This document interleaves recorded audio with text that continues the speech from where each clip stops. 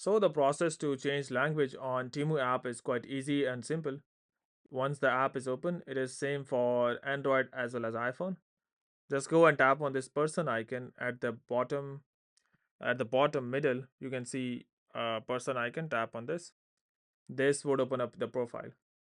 And once the profile is open, just go and tap on this settings gear at the right top corner. So on the side of this mic icon, microphone icon, you have a settings gear. Tap on this.